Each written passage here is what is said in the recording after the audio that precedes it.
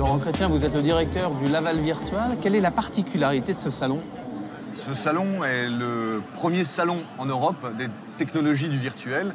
Au départ, il a été créé sur la technologie de la réalité virtuelle et puis progressivement sont venus se greffer dans le salon en prospective des technologies du type réalité augmentée. Et aujourd'hui, quelle est la tendance cette année? Alors la tendance cette année, c'est les objets connectés. Comme l'année dernière, nous avons eu par exemple les imprimantes 3D qui ont poussé très fort sur le salon, mais aujourd'hui, vous n'en voyez presque plus parce que c'est déjà passé.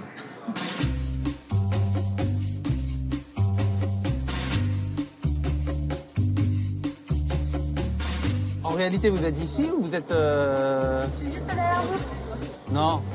Sérieusement? Je vous vois pas. Je vous vois pas.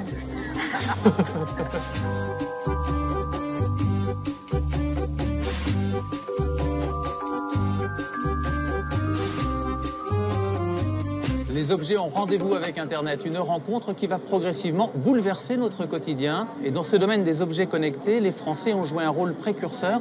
Et vous allez le voir, ils sont toujours à la pointe. On parle même de la French Connection. C'est la grande tendance du moment. Les objets connectés déferlent partout dans le monde. Un objet connecté, c'est un objet du quotidien relié à Internet qui récolte des données via des capteurs et utilise une interface, smartphone, ordinateur ou tablette, pour communiquer avec l'utilisateur. L'Internet des objets se décline aujourd'hui presque à l'infini. Clés fonctionnant à distance avec un smartphone, brosse à dents détecteur de caries, bracelet capteur d'ensoleillement contre les coups de soleil. Bref, une multitude d'appareils est apparue et même les grandes enseignes consacrent des rayons entiers d'objets connectés. Et surprise sur les étals, parmi les montres, bracelets et autres appareils connectés, beaucoup d'objets sont fabriqués par des Français, comme cette balance intelligente. Et c'est dans cette start-up en région parisienne que cette balance connectée a été élaborée. Cédric Hutchings, cet ingénieur de 37 ans, est le cofondateur de Withings, cette entreprise française au nom anglais. Depuis sa création il y a maintenant 5 ans, l'entreprise ne cesse de se développer grâce à l'objet phare de la marque, la balance connectée intelligente qui se transforme en coach. Donc là, je monte sur la balance non seulement mon poids, mais aussi ma masse grasse, masse maigre, mon rythme cardiaque, le niveau de CO2, de dioxyde de carbone de la pièce. Toutes ces mesures vont être transmises automatiquement, sans fil, sur mon application, dans lequel je retrouve le tableau de bord de ma santé et de mon environnement. Pour connaître l'efficacité d'un régime, la balance calcule par exemple la masse grasse indiquant à l'utilisateur s'il perd du muscle ou de la graisse. Et pour rendre cette balance vraiment intelligente et communiquer avec un smartphone, l'objet est truffé de capteurs. Donc là, on voit l'intérieur de notre fameuse balance. Il y a une partie ici qui est la partie communication. Donc c'est celle qui intègre des technologies Wi-Fi, Bluetooth, donc une antenne, tout ce qui fait ici que les informations qui sont prises par cet objet sont transmises à une application. Cette balance est multifonction.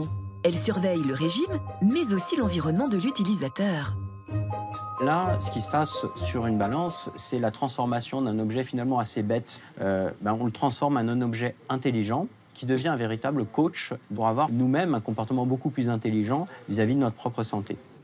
Et pour nous guider pas à pas, une application dédiée permet de surveiller sa santé au quotidien.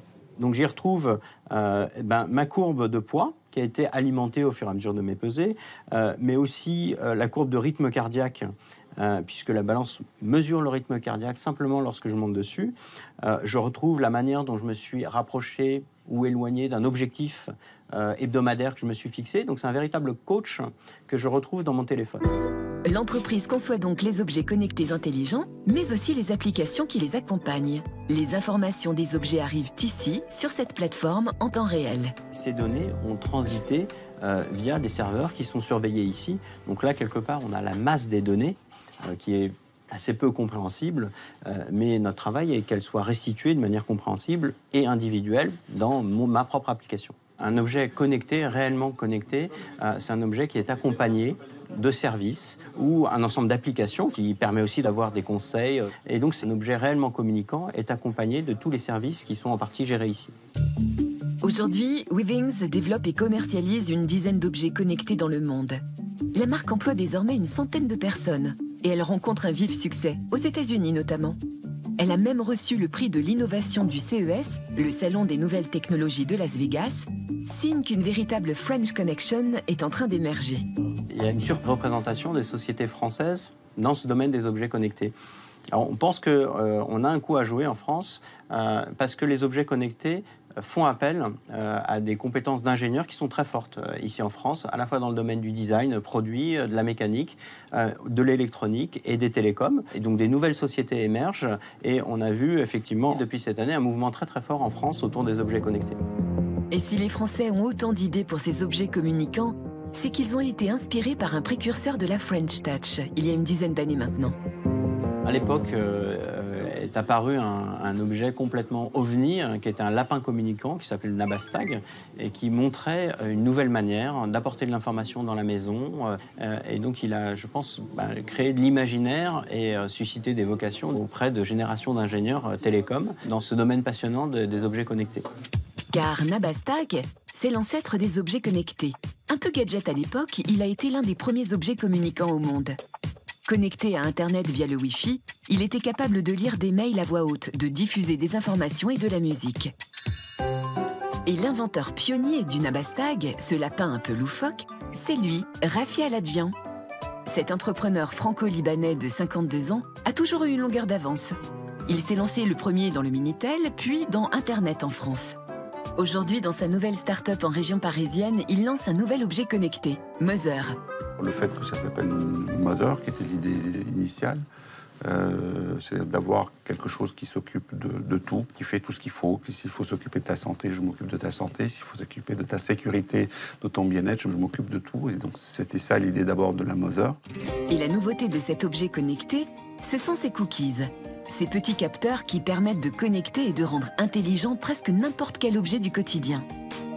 Car Mother récolte un tas d'informations sur les objets, grâce à des outils très simples intégrés dans les cookies. Un cookie possède à l'intérieur un capteur thermique et un accéléromètre pour mesurer et enregistrer en temps réel les mouvements et la vitesse. Ces capteurs extrêmement sensibles fixés à un objet permettent de mesurer et détecter chaque type de mouvement. C'est donc le cookie qui rend l'objet connecté intelligent en envoyant les informations par ondes radio à Mother. Celle-ci les centralise et les renvoie via le Wi-Fi à une application. L'idée, c'est d'augmenter les objets finalement, c'est-à-dire de les prendre dans leur fonction originelle et puis de leur ajouter un petit quelque chose en plus, un supplément de service d'une certaine manière, et de les rendre davantage intelligents. Donc on ne touche pas à la nature de l'objet lui-même, on l'augmente simplement en lui ajoutant un capteur. Un capteur qui rend un objet utile ou intelligent en le connectant. Une idée née d'une histoire très personnelle de son créateur et qui lui a inspiré son nom. Il se trouve que ma mère est Alzheimer et de plus en plus Alzheimer. Et une des premières idées d'application qui est apparue, c'est si j'avais un cookie sur le pilulier de ma mère, je saurais si elle prend ses médicaments. Ça, c'était la toute première idée. Mother peut donc prendre soin de nous et connecter n'importe quel objet. Pour le vérifier au quotidien, Rafi Aladjian a recréé un véritable écosystème d'objets connectés chez lui. Bienvenue. Bon, alors ici, c'est ma maison, et donc forcément, c'est ici que j'expérimente le plus des choses, en tout cas que je teste des trucs, et donc c'est super cookifié, il y a des cookies partout. Tenez, regardez, par exemple, il y en a une sur cette bouteille, et ça permet de savoir quand est-ce qu'on boit de l'eau et combien on verse d'eau. Ça, c'est pour un vrai usage, c'est ma vraie boîte de médicaments et je prends vraiment de ce médicament pour mon cholestérol tous les jours. Et comme j'oublie souvent, ça c'est un vrai truc qui me sert vraiment.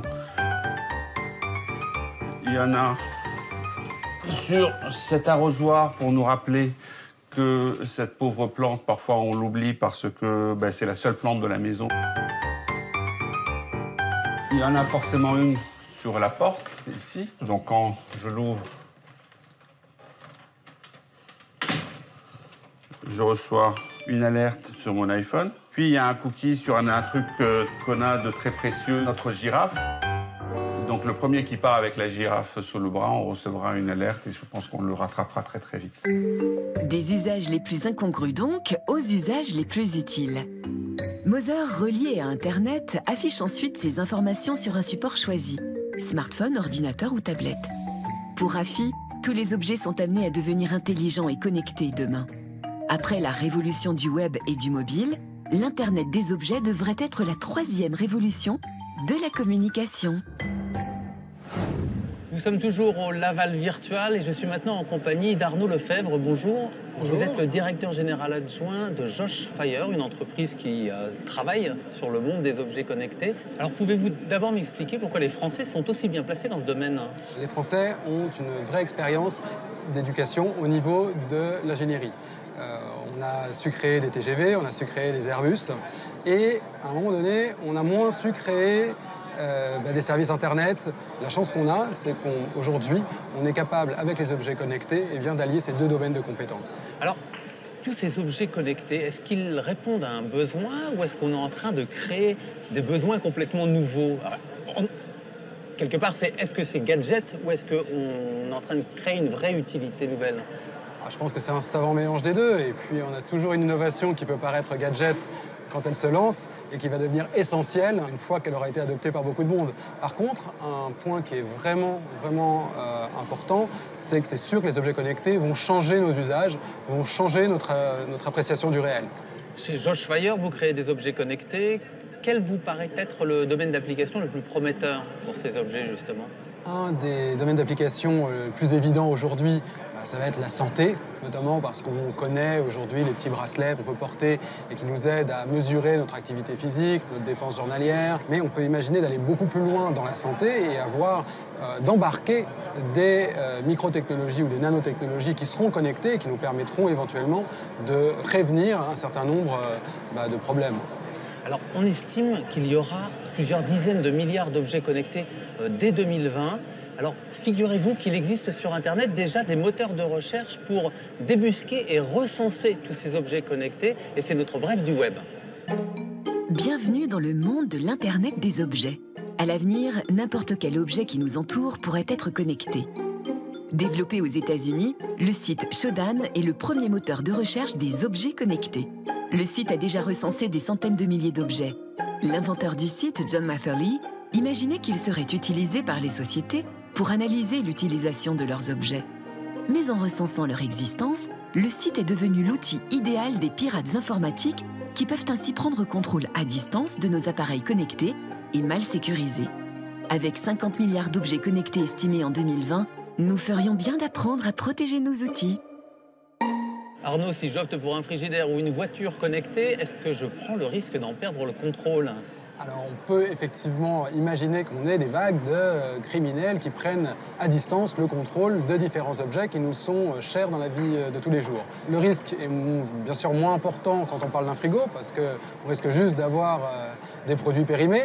Quand on parle d'une voiture, si quelqu'un se met à prendre le contrôle de la voiture à distance et commence à jouer avec les freins ou avec la direction, on peut faire des dégâts assez importants. Mais je pense que la prévention de ces risques et la sécurisation des objets sera quelque chose qui sera de toute façon au cœur des prochaines innovations. Il suffit de créer des codes d'accès ou des choses comme ça pour verrouiller ce risque-là? Ça, on va dire que c'est la V0 et qu'on peut aussi réfléchir de la biométrie pour activer un objet, des reconnaissances auxquelles on ne réfléchit pas forcément aujourd'hui. C'est aussi ça l'avantage de l'innovation, c'est qu'on ne sait jamais de quoi demain est fait. Alors, pour bien appréhender cet avenir hyper connecté, nous avons envoyé Monsieur Keller dans le futur pour nous servir d'éclaireur. Plus ça va et plus la vie de Monsieur Keller va devenir connectée. Aujourd'hui, ce sont les objets de sa maison qui sont connectés, comme sa brosse à dents ou sa bouteille de lait dont la date de péremption clignote sur l'ordinateur. Demain, ce seront les rues, les voitures ou les magasins qui seront connectés. Et surtout, c'est Monsieur Keller lui-même qui enverra et recevra des informations à tout bout de champ. Grâce à un bandeau de haute technologie, par exemple, l'activité de son cerveau sera épiée en permanence. Selon son humeur, sa concentration ou le niveau de sa mémoire, ce bandeau lui conseillera des exercices à faire ou des programmes à regarder. Sa santé aussi sera surveillée. Et à la moindre alerte, l'armée de capteurs enverra des signaux aux robots personnels programmés pour prodiguer les soins nécessaires.